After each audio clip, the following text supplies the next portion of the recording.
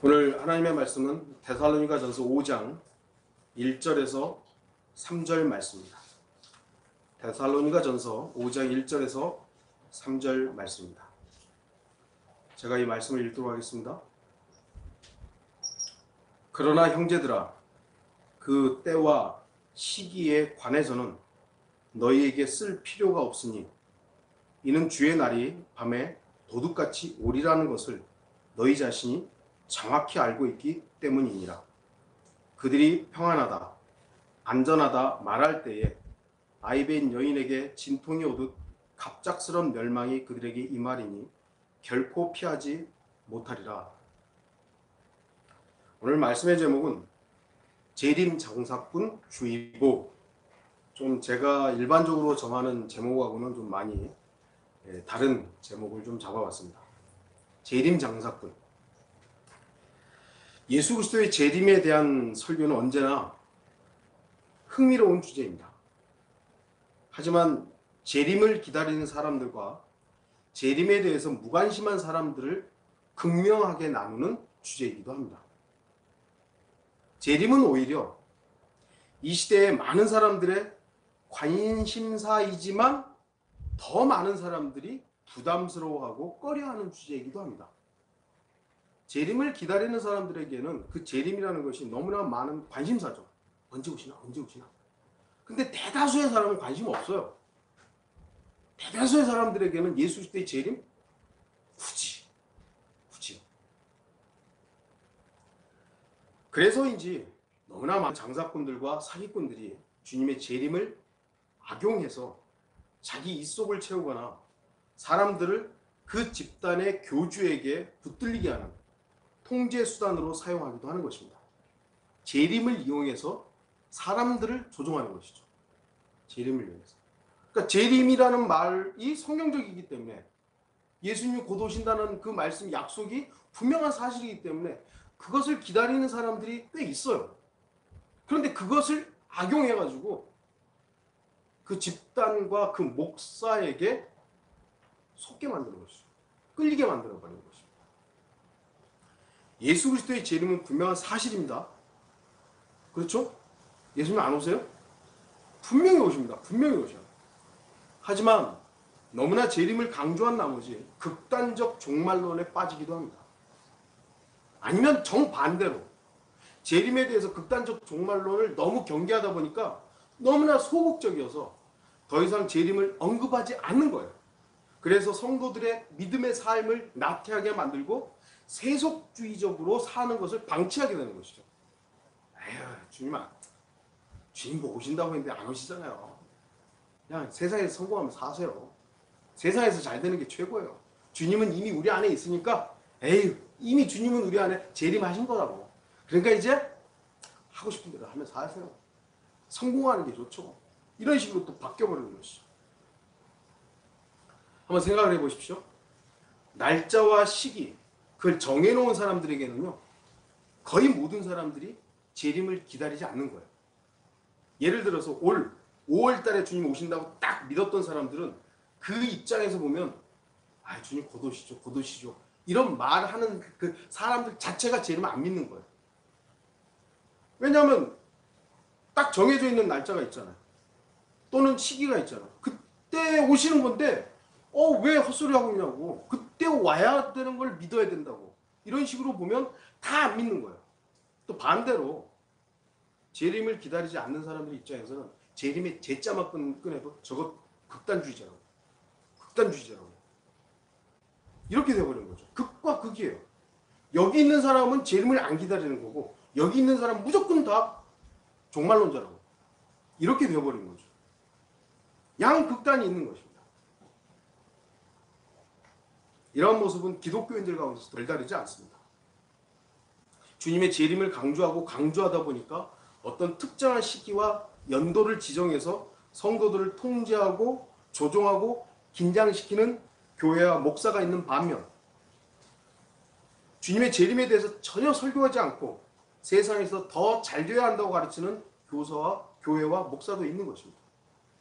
극단이에요. 중간? 그러니까 서로에게 둘 다 극단이죠. 서로에게. 그러면 중간이 있습니까? 중간은 없어요. 오는 것 같기도 하고 안 온 것 같기도 하고 오실지도 모르고 안 오실지도 모르고 그런 건 아니에요. 분명히 오신다 이거야. 안 오시지는 않아요. 근데 문제는 그러면 어느 날짜와 시간을 정해놓은 그때 오셔야 되느냐? 그건 아니라는 거죠 또. 저는 중간을 말씀드리려는 것이 아니라 그리스도인의 균형을 말씀드리는 거예요. 그리스도인은 균형을 가져야 돼요. 균형. 그래야 재림 장사꾼에 속지 않는 겁니다. 재림 장사꾼. 재림 가지고 사람들을 이용하고 사람들을 선동하고 긴장시켜서 결국은 교회가 부자가 되고 그 목사가 사람들을 통제하는 수단으로 이 재림을 악용하는 것이죠. 성경을 믿는다. 여러분 성경 믿으시죠? 성경 믿는다. 성경에 기록된 그대로를 믿고 그 말씀에 순종하는 겁니다. 성경에서 말씀하시는 것은 성경에서 이렇다라고 말씀하시면 세상의 과학이나 철학이나 교육이 뭐라고 해도 기록된 그대로를 믿는 거예요. 우리는 창세기 1장 1절을 기록된 그대로를 믿어요. 태초에 하나님께서 하늘과 땅을 창조하셨느니라. 이건 세상에서 과학이 그렇게 가르치지 않아요. 과학은 진화했다고요. 근데 우리는 성경을 믿는 거예요. 성경을 믿어요. 그게 우리가 믿음이에요. 그걸 믿음이라고 그러는 거죠. 반면 성경에서 말씀하지 않는 것은 종교인들이 뭐라고 해도 가르치거나 설교하지 않는 겁니다. 한국에서는 권사도 있고 뭐 사모도 있고 뭐 별의별 호칭들이 다 있잖아요. 성경에 없는 거예요. 그럼 안 해야 되는 거예요. 그래서 여러분들한테 제가 사모하지 말라 그랬잖아요. 예. 없어요. 그냥. 그래서 성경적으로 성도, 자매님, 형제님 이렇게 부르는 거죠. 재림, 성경으로 따져보자 이겁니다. 주님께서 다시 오십니까? 이렇게 대답하죠. 다시 오십니까? 오세요. 주님께서 오셨었죠 한번. 초림은 역사적 사실이죠. 그 초림이 있었기 때문에 저와 여러분들은 구원받은 거예요. 초림이 없었다면 재림도 없는 겁니다. 초림이 역사적 사실이라면 주님의 다시 오심도 역사적 사실로 이루어질 겁니다. 이게 성경이 말씀하는 거예요. 왜냐하면 예수님이 초림 때 2000년 전에 오셔서 죄인들의 저와 여러분의 죄를 위해서 피 흘려 죽으셨던 것입니다. 바로 그 예수님께서 승천하셨고 부활하셔서 승천하셨고 곧 다시 오시겠다고 약속하셨습니다. 요한복음 14장 3절 제가 쓰지는 않았는데 제가 거기 있죠. 한번 보십시오. 요한복음 14장 3절 내가 가서 너희를 위하여 처소를 마련하면 다시 와서 너희를 내게로 영접하여 내가 있는 그곳에 너희도 있게 하리라. 다시 오시겠다고 예수님께서 약속하셨어요. 사도행전 1장 10절에서 11절에 주께서 올라가실 때에 그들이 하늘을 주시하고 있는데 보라 흰옷을 입은 두 사람이 그들 곁에 서서 말하기를 너희 갈릴리 사람들아 어찌하여 너희는 하늘을 쳐다보고 서 있느냐. 너희를 떠나 하늘로 들려 올라가신 바로 이 예수는 너희가 하늘로 가심을 본 그대로 오시리라 하더라. 하늘로 올라가심을 본 거예요. 눈으로 본 것이죠. 그 본 대로 오신다 이겁니다. 성경이 약속한 것입니다. 제가 말하는 게 아니에요. 또한 요한계시록 22장 7절, 12절, 20절에 보라 내가 속히 오리라. 이 책의 예언의 말씀들을 지키는 자는 복이 있도다 라고 하더라. 보라 내가 속히 오리니 내가 줄 상이 내게 있어 각 사람에게 그 행위에 따라 주리라.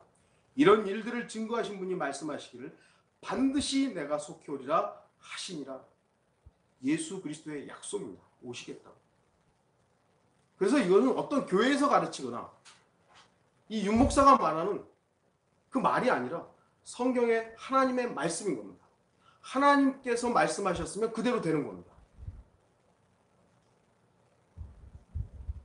그런데 이런 설교를 하면 많은 사람들이 싫어하죠. 재림에 대해서 설교하면 종말론자다.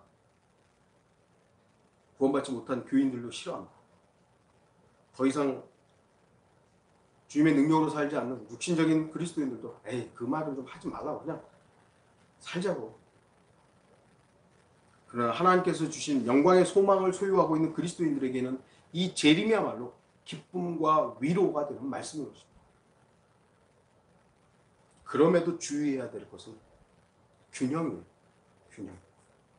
그런데 문제는 우리는 완전한 균형을 이룰 수 없다는 겁니다. 인간은 하나님은 완전한 균형을 이루시죠. 공의와 사랑. 공의와 사랑. 하나님 심판하셔야 되죠. 죄에 대해서 심판하셔야 되죠. 근데 또 하나님은 사랑이세요. 심판해야 되는데 사랑이세요. 우리는 이것을 완벽하게 균형을 이룰 수가 없어요. 그러나 하나님은 이 완전한 공의와 심판과 완전한 사랑으로서 이 균형을 이루셔서 다 일행하신 것입니다. 마찬가지로 재림, 에이 안 온다. 우리는 이것을 균형을 이루기가 참 어렵습니다. 그렇기 때문에 극단의 자리에서 마치 내가 주장하는 것만이 옳다고 하는 것에 대해서 경계해야 되는 거예요. 내가 옳은 게 아니기 때문에. 우리는 언제나 어리석고 실패하며 온전하지 못합니다. 내가 옳은 게 아닙니다. 내가 옳은 게 아니에요. 주님만이 옳은 겁니다. 하나님의 말씀이 맞는 것이지 내가 옳은 게 아니에요. 내가 알고 내가 배운 것이 진실, 진리가 아닙니다. 오직 예수 그리스도만 진리시죠. 하나님의 말씀만이 최종권이에요. 그래서 우리가 하나님의 말씀에 계속 주의해야 되는 거예요. 저도 이 설교를 다시 준비하면서 내가 왜 이렇게 설교를 옛날에도 했고 하는데 왜 또 속았을까? 왜 또 속았을까에 대해서 점검해 봤더니 계속 주의하지 않은 거예요. 하나님의 말씀으로 확인하는 것이 아니라 내가 알았던 어떤 것과 딱 매치가 된 그거지 해버린 것이죠. 우리는 균형을 이루지 못하지만 주님께서는 완전한 균형을 이루십니다. 그렇기 때문에 성경적 균형의 삶을 살도록 지역교회 목자의 인도가 얼마나 중요한가를 다시 한번 일깨워야 됩니다. 그래서 여러분들은 목자를 위해서 기도하는 것이죠. 이미 저와 여러분 속아봤기 때문에 서로를 위해서 더 기도해야 됩니다. 더 이상 속지 않기 위해서 말입니다. 중요한 것은요, 사람이 무엇이냐고 말했느냐가 아니라 저 목사가 뭐라고 했다가 중요한 것이 아니라 성경이 무엇이라고 말씀하시느냐, 이게 더 중요합니다. 그 목사가 성경을 인용해서 이렇게 저렇게 설명할 수는 있지만 그것을 우리는 경험한 거예요. 자기의 이익을 위해서 얼마든지 왜곡시킬 수 있다는 걸 안 거죠. 그렇기 때문에 성경이 뭐라고 기록했느냐가 더 중요한 거예요. 그 목사가 뭐라고 설교를 했느냐가 중요한 게 아니에요. 제가 여러분에게 설교한 이 내용이 중요한 게 아니라 성경이 뭐라고 했느냐, 하나님의 말씀이 뭐라고 했느냐. 목사라는 위치는 자칫 잘못하면 재림 장사꾼이 될 수 있습니다. 그래서 여러분은 저를 위해서 기도하셔야 되고 저도 여러분을 위해서 기도해야 하는 것이죠. 왜요? 우리는 다 불완전하기 때문에. 저도 재림에 대해서 굉장히 옛날 어렸을 때부터 관심이 많아서 재림을 다루는 책들 많이 봤어요. 제가 고등학교 때 읽었던 재림에 관한 다가올 미래를 대비하라, 다미선교에서 나왔던 그때 것들을 지금 읽으면 부끄럽죠. 무슨 이런 내용을 다뤘나. 저 고등학교 때가 하여튼 이렇게 지하철에서 막 나눠주는 거 바코드 받지 말라고 막 그래가지고 별의별 그림들 해가지고 지금 보면 다 쓰레기예요. 그때는 막 그게 과거에는 나치가 적그리스도의 세력이라고 봤던 거예요. 그래가지고 막 나치에 대해서 막 적그리스도라고 했는데 지금 보면요, 뭐죠? 쓰레기예요. 또 한때는요, 냉전 시대에는 소련이 적그리스도의 세력이다. 그래가지고 난리 났죠. 소련. 지금은요, 소련 존재하지 않아요. 소련은 없어요. 물론 러시아라는 나라가 그것을 계승하고 있습니다만 소련의 나라가 없는 거예요. 좀 전에도 말했지만 바코드가 666이다. 그거 받으면 안 된다. 웃기는 얘기가 돼버린 거죠. 그래서 사람들은 다 조롱하는 거예요. 이 종말론자들. 계시록을 강의하면서 헬리콥터 얘기도 하고 탱크 얘기도 하고 자동차에 대해서 언급하기도 합니다. 아모스에 나오고 어디 선지서에 나오는 그 내용들이 지금 아파트를 얘기하고 뭐 전차를 얘기하고 얘기를 합니다. 그러나요? 그런 것들은 성경의 예언과는 관련이 없습니다, 사실. 그렇게 보일 수도 있고 그것이 실제일 수도 있지만 꼭 그것이 맞냐 이거예요. 그건 우리의 해석이에요. 만일 계시록이 요한계시록이 그러한 것들에 관해서 다루고 있다면 그러한 것들이 발명되기 전에는 예수님이 오실 수 없는 겁니까, 그러면? 아니잖아요. 주님은 언제든지 오실 수 있었어요. 언제든지 오실 수 있었어요. 핵미사일이나 컴퓨터나 스마트폰이 발명되기 전이라고 해서 예수님이 재림하실 수 없는 것은 결코 아닙니다. 주님은 언제든지 오실 수 있었어요. 아니, 뭐 이거는 좀 그렇습니다. 3000년 후에 주님이 오신다고 해서 그게 우리가 주장하는 지금 오셔야 된다는 그거하고 뭐가 맞는 거예요? 주님이 맞는 거지 우리가 맞는 게 아니에요. 물론 그러면 정말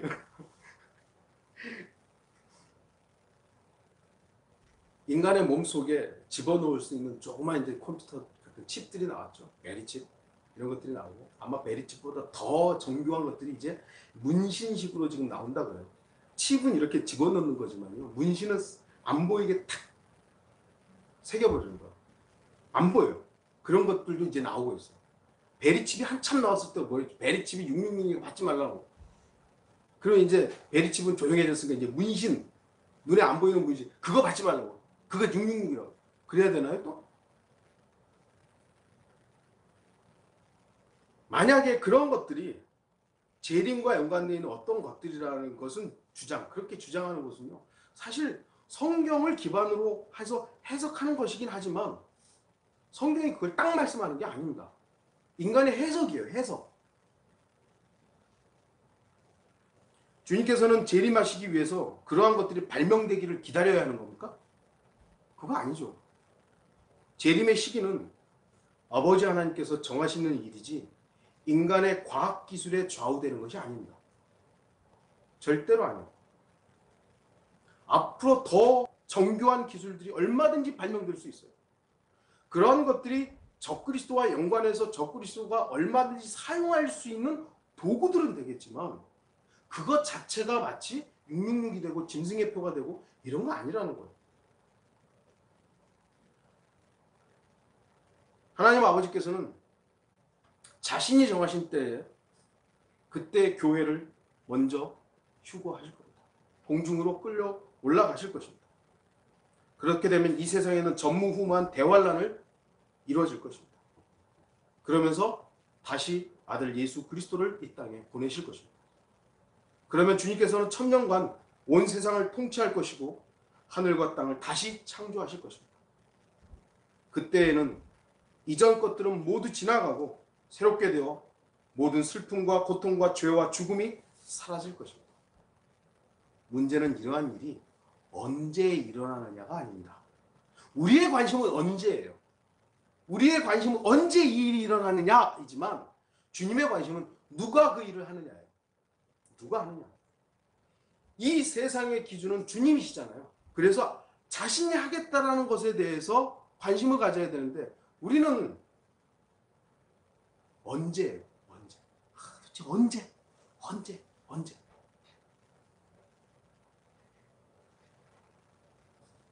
누가 하느냐. 우리의 관심은 누가 하느냐예요. 세상은 적그리스도와 하기를 바라죠. 그러니까 주님은 주님 자신이 하시겠다 이거죠. 물론 우리는 세상에서 발생하는 현상들에 대해서 주의해야 되고 봐야 돼요. 살펴봐야 돼요. 베리칩, 종교통합, 세계 단일 정부, 자연재해, 전쟁, 이스라엘과 연관되어 있는 뉴스들 등등등 분명히 이 모든 일들이 마지막 때의 현상이라는 것은 분명합니다. 그러나 이러한 현상으로 성경을 끼워 맞추면 안 되는 겁니다. 현상으로 성경을 끼워 맞추는 게 아니에요. 성경으로 세상의 현상을 비춰봐야 하는 것이지 세상에서 발생하는 것들로 성경을 끼워 맞추면 안 된다는 겁니다. 저도 실수했고 많은 사람들이 실수하는 것이 바로 그거예요. 지금 세상에서 일어나는 현상으로 성경을 끼워 맞추는 거예요. 그래서 이제 마지막이지. 그런데 이건요. 1900년대 초에도 있었고 1940년대에도 있었고 1970년대도 있었고 80년대도 있었고 90년대도 있었고 얼마 전까지도 이 세상의 것들을 끼워 맞춰서 그러니까 지금이 마지막 때야. 맨날 마지막이에요. 맨날. 그게 아니라고요. 성경으로 세상을 보는 거예요. 마지막이다. 마지막. 좀 전에도 말씀드렸지만 많은 목사들이 베리칩이 666이라고 짐승의 표라고 설교하고 가르쳤습니다.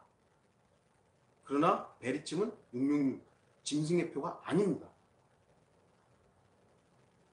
여러분도 잘 아는 어떤 목사는 베리칩 받으면 안 된다고 설교하고 가르쳤습니다. 하지만 지금은 이런 반구도 없습니다. 얘기 안 해요. 또는 올림픽이나 월드컵을 열리지 못한다고 막 얘기했어요.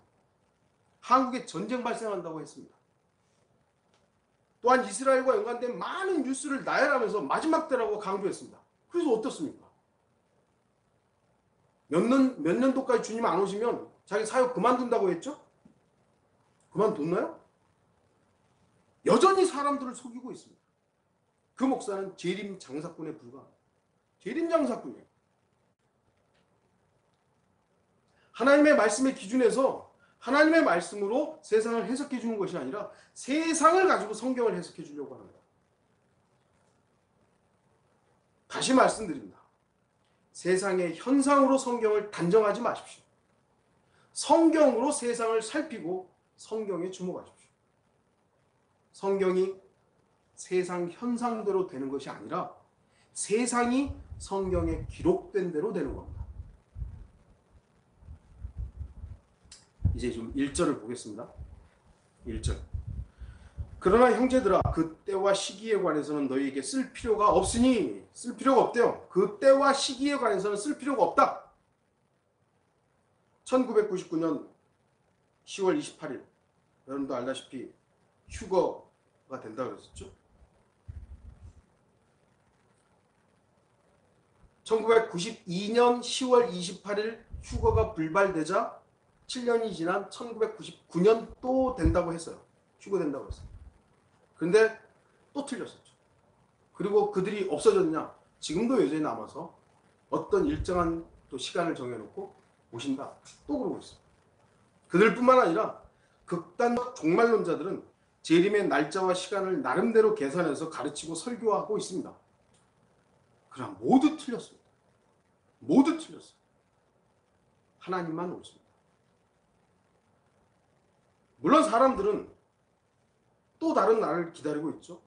어떤 사람들은 2019년, 2018년, 2019년, 2020년 베레벨 시간들을 정해놓고 기다립니다. 저의 바람은 2018년을 넘지 않기를 바랍니다. 바래요. 제가 바란다고 해서 그대로 되는 거 아니에요. 그러나 올해 주님께서 오시지 않는다면 2019년은 반드시 오셨으면 좋겠습니다. 그럼에도 2019년에 혹여 오시지 않는다면 2020년에는 꼭 오셨으면 좋겠어요. 저에게는 어떤 날짜나 시기가 중요하지 않습니다. 주님께서 오신다는 그 사실이 중요해요. 주님이 오신다는 게 중요하지 언제 어떻게 오시냐, 언제 어느 날 오시느냐, 이건 저의 권한이 아니에요.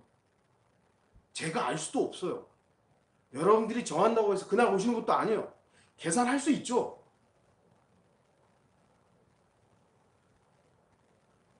성경은 그때와 시기에 관해서 너에게 쓸 필요가 없다고 말씀합니다. 여기에서 주의해야 될 부분이 바로 그때, 더 타임이죠. 정확한 시간을 말해요. 어떤 시간에 오느냐. 시기라고 했죠. 시즌이죠. 계절을 말합니다. 어떤 계절에 오느냐. 어떤 시간과 어떤 계절에 오느냐. 이거 너에게 쓸 필요가 없다. 왜냐? 여기서 이제 딱 두 부류가 나와요. 알기 때문에 쓸 필요가 없다. 지금까지 우리가 이런 식으로 배웠죠. 왜 쓸 필요가 없나? 다 정확하게 알기 때문에. 그러나 1절만 따라보면 그렇지만 2절을 같이 봐야 하는 것이죠. 우리는 성경을 기록된 대로 올바로 나누어 공부하고 성경적으로 추론해서 휴거가 언제쯤 일어날 것인지에 대해서는 어느 정도 추론할 수는 있어요. 그래서 그리스도인들 오순절과 연관되어 있으니까 오순절 기간인 4월이나 5월에 휴거할 가능성이 있다라고 말할 수 있어요. 그러나 그건 우리가 계산하는 거고요. 주님이 그날 오겠다라고 말씀하지 않았어요. 그날 오겠다고 말씀하지 않았어요. 본문에서 1절만 따라보면 마치 그때나 시기를 알기 때문에 쓸 필요가 없는 것처럼 보이지만 2절과 단절되어 있지 않습니다. 2절을 주의하지 않기 때문에 많은 목사들이 1절만 근거로 해서 그리스도인들은 주님의 재림이나 휴거의 시기를 정확히 알 수 있다라고 강조하는 것이죠. 왜? 정확하게 아니까 쓸 필요가 없다. 이렇게 해석을 하는 거예요. 그러나 1절과 2절은 연결해서 읽어야 됩니다. 2절과 연결해서 살펴보기 전에 우리가 1절에서 주의해야 될 단어가 바로 형제들아이죠. 사도 바울은 유대인으로서 할례를 받았고 율법을 철저히 지켰던 사람입니다. 그러한 그가 데살로니가에 있는 이방인들을 가리켜서 형제들아라고 부르고 있습니다. 유대인이 이방인을 가리켜 형제라고 부를 수 있는 유일한 길은 하나님의 자녀가 되는 겁니다. 하나님의 자녀가 되는 겁니다. 유대인들은 이방인을 개라고 했잖아요. 개, 돼지. 그러니까 자기들만 선택된 백성이고 이방인들은 하나님의 백성이 아닌 거예요. 그렇기 때문에 이방인을 형제라고 부를 수 없어요. 유대인의 입장에서는. 근데 지금 사도 바울은 이방인들을 형제라고 부를 수 있다. 왜 부르냐? 그리스도 안에서 하나가 됐기 때문입니다. 사도 바울 자신도 사도행전 9장에서 다마스커스의 이방인 제자였던 아나니아로부터 형제 사울아라고 불릴 수 있었던 유일한 이유는 그리스도 안에서 한 몸이 됐기 때문입니다. 한 자녀로 거듭났기 때문입니다. 사도 바울은 형제들에게 지금 누구에게 때와 시기에 대해서 설명하고 있느냐? 형제들에게 하고 있어요. 형제들에게. 사도 바울은 구원받지 않은 사람들에게는요, 때와 시기에 대해서 언급하지 않습니다. 구원받으러 복음을 전하는 거죠. 구원받지 않은 사람들에게 주님께서 언제 오실 수 있다라는 것에 대해 언급하는 게 아니에요. 구원받으라고 하는 거죠. 여러분들은요, 우리는 재림을 기다리는 사람들이에요. 그렇다고 해서 나와가지고 주님 곧 오십니다. 물론 그건 사실이기 때문에 알 수 있지만, 이제 곧 오시니까 지금 구원 안 받으면 큰일 난다고. 구원에 대해서 언급할 때는 복음만 일단 전하는 거예요. 당신 죄인이라고. 죄인 구원받지 않으면 지옥 간다고. 지옥 간다고. 이것에 대해서 이제 재림 곧 임박하니까 구원받아야 된다고. 이거는 이 사람이 이상하게 생각할 수 있는 거예요. 이 사람 도대체 재림을 전하는 거야? 구원을 전하는 거야? 사도 바울이 지금 했던 부분들을 가만히 보십시오. 사도 바울은 형제가 아닌 사람들에게 마지막에 설명하는 게 아닙니다. 형제들에게 마지막 대해서 얘기하고 있는 것이죠. 사도 바울은 그리스도 안에 형제들에게 마지막 때에 대해서 얘기합니다. 여러분들도 주님의 다시 오심에 대해서는 형제들과 이야기하는 것이 의미 있지만 구원받지 못한 사람들에게 예수 그리스도의 재림은 어떤 거죠? 저주예요. 저주. 조심스러워야 되는 거죠. 왜냐하면 그 사람들은 주님의 재림에 제자만 들어도 경계하는 사람들이에요. 이제는 그런 시대가 돼버렸어요. 주님 오신다. 재림. 뭔 소리 하냐고. 그래서 그리스도인들은 죄인들에게 복음을 전할 때 재림을 먼저 얘기하는 것이 아니라 구원받아야 할 분명한 이유를 먼저 제시하는 거죠. 당신 죄인이야. 죄인이야. 죄의 문제 해결하지 않으면 영원한 저주 가운데 있다. 이게 먼저 제시되는 거죠. 그리스도 안으로 들어갈 수 있는 유일한 방법은 예수 그리스도를 개인의 구세주로 영접하고 구원받으면 거듭나면 되는 것입니다. 이러한 과정이 있었던 사람을 가리켜 형제라고 부를 수 있습니다. 바울은 그러한 주님 안에서 한 몸인 형제들에게 때와 시기에 관해서 말하고 있는 것입니다. 2절을 보시면 이는 주의 날이 밤에 도둑같이 오리라는 것을 너희 자신이 정확히 알고 있기 때문이니라. 최소한 저는 국어 점수는 별로 안 나왔지만 여기 보시면 정확히 알고 있는 내용이 뭐죠? 도둑같이 오리라는 것이에요. 그걸 정확하게 알고 있는 것이지 때와 시기에 대해서 알고 있는 게 아닙니다. 그냥 읽어보면 되잖아요. 이는 주의 날이 도둑같이 오리라는 것을 너희 자신이 정확히 알고 있기 때문이라. 정확히 알고 있는 내용은 뭐냐면 때와 시기를 말하는 게 아니라 도둑같이 오리라는 것이에요. 그걸 정확하게 알고 있는 거예요. 주님의 오심은 밤에 도둑같이 오신다는 겁니다. 그것을 데살로니가 성도들은 정확하게 알고 있었던 거예요. 어떤 때, 어떤 시기에 온다라는 걸 정확하게 알고 있는 게 아니에요. 그래서 사도 바울은 데살로니가 성도들에게 그 때와 시기에 대해 쓸 필요가 없었던 거예요. 왜냐하면 때와 시기를 정확히 아는 것이 아니라 도둑같이 온다는 그 사실을 너무나도 정확하게 알고 있기 때문에 때와 시간에 대해서 쓸 필요가 없는 거예요. 쓸 이유도 없는 거고. 만약 사도 바울이 베델 독립침례교회 성도들에게 편지를 쓴다면 이렇게 말할 것입니다. 형제들아, 그 때와 시기에 관해서는 너희에게 쓸 필요가 없으니 이는 주의 날이 밤에 도둑같이 오리라는 것을 너희 자신이 정확히 알고 있기 때문이라. 제가 아는 것은요, 주님이 곧 오신다는 것이고요, 주님께서 도둑같이 오신다는 겁니다. 언제, 며칠 날 또는 어떤 계절에 추론을 할 수 있지만 정할 수는 없는 겁니다. 성경은 그렇죠? 예수 그리스도께서 밤에 도둑같이 오신다고 그랬죠? 물론 그리스도인들은 도둑을 기다리지는 않습니다. 예수 그리스도는 도둑이 아닙니다. 그러나 세상이 볼 때는 예수님께서 밤에 도둑같이 자신의 신부인 그리스도인들을 데려갈 것이기 때문에 예수 그리스도를 도둑이라고 부를 수는 있을 것입니다. 도둑이 언제 온다고 말하나요?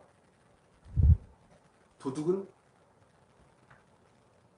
예기치 않은 시간에 낮에 올 수도 있고요, 밤에 올 수도 있고요, 새벽에 올 수도 있고요. 아무도 예측하지 않는 시간. 그 시간을 안다면, 도둑이 오는 시간을 안다면 다 준비하겠죠. 아무도 모르기 때문에 잃어버리는 겁니다. 세상은 예수 그리스도에 대해서 관심이 없습니다. 언제 오느냐, 때와 시기 알 수도 없습니다. 기다리지도 않습니다. 그러면서도 우리가 재림에 대해서 얘기하면, 휴거에 대해서 얘기하면 기분 나빠하고 욕하고 종말론자라고 비난합니다. 다시 한번 점검하면 데살로니가 성도들이 정확히 알고 있었던 것은 예수 그리스도의 오심이 밤에 도둑과 같이 오신다는 것이지 그 때와 시기를 안다는 게 아닙니다. 그 때와 시기에 대한 부분들이 마태복음이라든지 다른 복음서에 연관해서 힌트들이 많이 있죠. 재림과 연관되고 그런 힌트들이 꽤 많이 있어요. 특히 마태복음. 왜 그러죠? 근데 그 말씀들은 주로 유대인들과 연관되어 있다는 걸 기억하십시오. 유대인들. 이 시대의 그리스도인과 연관되어 있는 마지막 때에 대한 말씀들은요, 디모데전후서와 데살로니가 전후서예요. 여러분들이 이 마지막 때와 연관해서 읽을 수 있는 말씀들이, 마지막 때와 연관해서 읽을 수 있는 말씀은 데살로니가 전후서, 디모데전후서를 읽으시면 거기에 마지막 때 현상들이 나와 있어요. 마지막 때는 어떻다. 마태복음이라든지 복음서에서 다루어지고 있는 재림과 연관되어 있는 부분들은 직접적으로는 유대인과 연관되어 있기 때문에 우리는 유대인들의 현상을 보면서 마지막 때구나라는 알 수는 있지만 우리가 정할 수 있는 게 아니에요. 어떤 사람들은 예수 그리스도의 재림의 임박함을 강조하면서 주님 곧 오시니까 재산 필요 없다고, 학교는 왜 다니냐고. 결혼은 왜 하냐고. 주님 곧 오시는데. 애기는 왜 낳냐고. 그러면 사도행전 2장 44절에 47절이라든지 사도행전 4장 32절에 37절처럼 자신들의 소유를 다 팔아서 성도들이 함께 나누어 쓸 것을 강조하는 것입니다. 공동체. 하나 되어야 된다. 교회가 하나 되어야 된다. 우리는 이러한 속임수를 성경으로 반박해야 합니다. 사도행전 2장과 4장의 사건은요, 분명히 예루살렘에서 실제로 있었던 일이죠.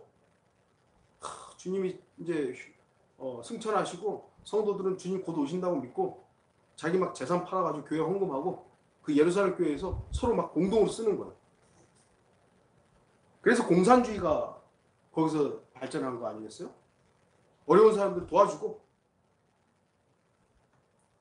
예루살렘 교회의 그 모습은 제자들을 통해서 많은 사람들에게 칭찬을 받았어요.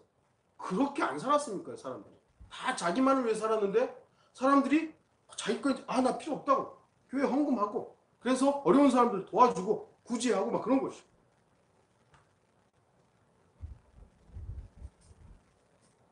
그들은 예수 그리스도께서 금방 올 거라고 믿었기 때문에 실제로 그렇게 했습니다. 그러나 이러한 사실만 강조하여서 교회가 개인의 사유재산을 팔아서 공유하려고 한다면 하나님의 경륜을 무시하는 어리석음을 범하는 겁니다. 저도 한때 작년이요. 사도행전의 이 초대교회가 다시 회복될 수 있다고 착각을 했습니다. 그래서 실제로 그렇게 했죠. 제가 버는 모든 것들 다 줘버리고. 여기 있는 분들 중에도 그랬죠. 그러나 초대교회는 회복되는 게 아닙니다. 초대교회가 회복돼야 되는 게 아니에요. 왜 초대교회가 회복돼야 됩니까? 주님의 몸인 교회만이 온전할 뿐입니다. 인간이 이루어놓은 교회는요, 다 불완전한 것이에요. 초대교회가 좋은 본이 됐다? 그래서 그걸 따라야 된다? 아닙니다. 초대교회가 만약에 본이 되어야 되고 초대교회를 주님께서 기뻐하셨다면 그런 교회로 유지시켰어야죠. 근데 주님은 흩어버렸잖아요. 흩어버렸어요. 사도행전 2장과 4장은 아직 바울이 교회의 계시를 받기 전이었습니다. 신약교회의 계시를 받기 전이었습니다. 아직 유대인들이 공식적으로 스테판 집사를 죽이기 전이었습니다. 그렇기 때문에 얼마든지 예수 그리스도께서는 그때 오실 수 있었어요. 얼마든지. 그러나 유대인들이 스테판을 공개적으로 죽이고 나서 바로 하나님께서는 바울을 택하시고 이방인들에게 복음을 전하도록 하신 것입니다. 그래서 이방인의 지역교회를 허락하게 된 것입니다. 예루살렘 교회가 교회로서 첫 출발은 맞지만 이 교회는 유대인들만을 위한 교회였던 겁니다. 그래서 신약교회의 이방인들의 교회와의 그 동일한 어떤 연장선상에서 그 교회가 모본이 되는, 모델이 되는 교회는 아니었던 거예요.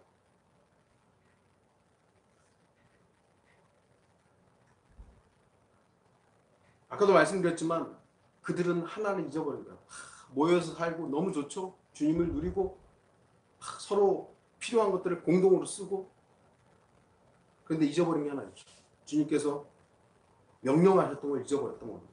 사도행전 1장 8절에 그러나 성령께서 너희에게 임하시면 너희가 능력을 받으리니 그러면 예루살렘과 온 유대와 사마리아와 땅끝까지 이르러 내게 증인이 되리라 하시니라. 증인하라고. 내 증인이 되라고. 유대와 사마리아와 땅끝까지 이르러 증인하라고. 이걸 잊어버린 겁니다. 땅끝까지 증인이 되어야 한다는 주님의 명령을 잊어버린 채 공동체 생활하는 것이죠. 만약 주님께서 제자들이 서로의 재산을 팔아서 공동으로 사용하고 서로의 부족함을 채워주는 일이 중요했다면 왜 예루살렘의 성도들에게 박해를 허락하심으로 인해 뿔뿔이 흩어버리셨겠습니까? 재림의 임박함을 강조하면서 사도행전과 오늘날 라오디게아인들의 교회 시대를 똑같이 적용한다면 어리석은 겁니다. 그러한 자들은 재림 장사꾼에 불과합니다. 주님 곧 오신다고. 사도행전 보라고. 사도행전에 그 교회들이 그렇게 했다고. 우리도 그렇게 할 수 있다고. 하나 돼야 된다고. 하나 돼야 된다고. 교회 누군가 어려운 사람들 이 교회 공동을 하자고. 물론 교회 성도들 가운데 어려운 성도가 나몰라라 할 수는 없죠. 교회가 도와야 되죠. 그러나 그것을 위해서 교회가 공동으로 무언가를 뭐 재산을 공유하고 이런 것들은 아닌 겁니다. 마지막 때를 사는 그리스도인들에게 사도행전 2장과 4장에서의 공동소유와 공동생활이 반드시 필요했다면 이방인의 사도였던 바울을 통해서 다른 신약 성경에 명확하게 계시되어 있어야 하는 것입니다. 그럼 없어요. 어디에도 사도 바울은 사도행전 2장과 4장에 있었던 그 교회의 모습을 본받으라고 한 적이 없어요. 그렇게 해서 할 수 있다고 말한 적도 없어요. 저도 착각한 거예요. 그러니까 바울은 오히려 그리스도인들이 세상에서 살아야 할 것을 말씀하고 있는 것이죠. 고린도전서 5장 10절에 이는 이 세상에 음행하는 자들이나 탐욕하는 자들이나 약탈하는 자들이나 우상 숭배하는 자들과 전혀 함께하지 말라는 것이 아니니 그렇게 하려면 너희가 세상 밖으로 나가야 할 것입니다. 밖에 나가지 말고 안에 있어야 된다 이거예요. 단 그러나 이 사람들과 똑같이 그렇게 살라는 것이 아니라 구별된 삶을 살라는 것이죠. 성도 여러분, 예수 그리스도가 오시죠? 가깝습니까? 어떻게 할 수 있죠? 해답은 3절에 나와 있죠. 3절 보십시오. 그들이 평안하다, 안전하다고 말할 때 아이벤 여인에게 진통이 오듯 갑작스러운 멸망이 그들에게 임하리니 결단코 피하지. 여기서 그들은 이제 제가 다음 주 좀 더 이 부분과 연관해서 설교를 하려고 합니다. 마지막 때를 알 수 있는 현상 가운데 하나는 평안하다, 안전하다예요. 평안하다, 안전하다. 평화와 안전을 외치는 소리가 얼마나 많습니까? 필라델피아 교회 시대의 설교자들은 지옥과 죄와 예수 그리스도의 재림을 설교했습니다. 필라델피아의 교회 기간에 뭐 주목해야 될 설교자들 스펄전이라든지 무디라든지 웨슬리라든지 이런 강단의 거성들이 있죠. 그들이 지옥에 대해서, 죄에 대해서, 예수 그리스도의 오심에 대해서 설교했습니다. 사람들은 지옥을 두려워함으로 무릎을 꿇었고 자신들의 죄로 인해서 회개했으며 예수 그리스도의 재림의 임박함으로 인해 다른 사람들에게 복음을 전했습니다. 그러나 지금은 지옥 설교하지 않아요. 죄에 대해서 지적하지도 않습니다. 예수 그리스도의 재림을 강조하지도 않습니다. 다만 평화와 희망을 얘기할 뿐이에요. 평화와 축제만을 즐길 뿐이에요. 지금도 월드컵이라는 축제가 뭐 지구촌의 축제 아니에요? 난리들이죠. 이기면 좋아가지고 지면 뭐 저도 뭐 한국 사람으로서 한국 축구가 잘하면 좋죠. 근데 사람들이 거기에 빠져드는 거예요. 빠져드는 거예요. 주님을 생각할 여력이 없어요. 거기에 빠져드는 거죠. 월드컵 끝나면 뭐 하죠? 이제 벌써 또 아마 올림픽인가 할 거예요. 또. 올림픽에 또 막 사람들 가죠. 올림픽 끝나면 뭐 하죠? 또 월드컵 하는 거예요. 2년에 한 번 이렇게 계속 돌아가죠. 1년에 뭐 하고 계속 축제예요. 계속 축제. 사람들이 자신의 위치를 볼 수 있는 여력을 주지 않아요. 즐기라고 계속. 평화롭게 살라고. 안전하게 살라고.